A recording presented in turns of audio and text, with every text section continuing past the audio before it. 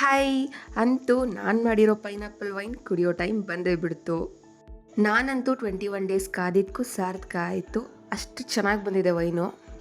ನಾವೇನು 21 days fermentation ಆಗೋದಕ್ಕೆ ಬಿಟ್ಟಿರ್ತೀವೋ final ಆಗಿ ಈ ಥರ ಇರುತ್ತೆ.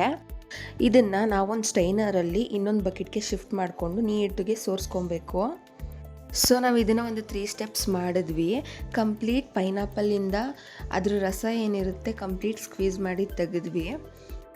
ಇನ್ನು ಹಣ್ಣಿಂದ ಉಳಿದಿರೋ ಗಷ್ಟ ಏನು ಯೂಸ್ ಇಲ್ಲ. ಆ್ಯಂಡ್ ಪ್ರತಿ ಸರಿ ನಮ್ಮಮ್ಮ ಮಾಡ್ತಾಯಿದ್ರು ವೈನ್ನ. ಈ ಸತಿ ನಾನು ಮಾಡಿರೋದು ಕೇಳೋ ಒಂಥರ ಖುಷಿ ನನಗೆ. ಆ್ಯಂಡ್ ಫಸ್ಟ್ ಟೈಮ್ ನನ್ನ ಕೈಯಾರಿಯೇ ನಾನು ಮಾಡಿರೋ ಅಂಥ ವೈನ್ ಇದು. ಚೆನ್ನಾಗಿ ಬರುತ್ತೋ ಇಲ್ವೋ ಅನ್ನೋದೊಂದು ಡೌಟ್ ಆಗಿಬಿಟ್ಟಿತ್ತು. ಬಟ್ ನಿಜವಾಗ್ಲೂ ಚೆನ್ನಾಗಿ ಬಂದಿದೆ. ಕಂಪ್ಲೀಟ್ ಸೋರಿಸ್ಕೊಂಡಾದ್ಮೇಲೆ ಒಂದು 1/2 ಅವರ್ ಟು 1 ಅವರ್ ಇದನ್ನು ಬಿಟ್ಬಿಡಬೇಕು. ಯಾಕಂದರೆ ಅದು ಕಂಪ್ಲೀಟ್ ಫಿಲ್ಟರ್ ಆಗಿ ತಿಳಿ ಎಲ್ಲ ಮೇಲೆ ಬಂದಿರುತ್ತೆ. ಸೊ ಇಲ್ಲಿ ಏನು ತೋರಿಸ್ತಾ ಇದ್ದೀನಿ ವಿಡಿಯೋದಲ್ಲಿ ಸೇಮ್ ಹಾಗೆ ಇರುತ್ತೆ ಕ್ಲಿಯರಾಗಿ.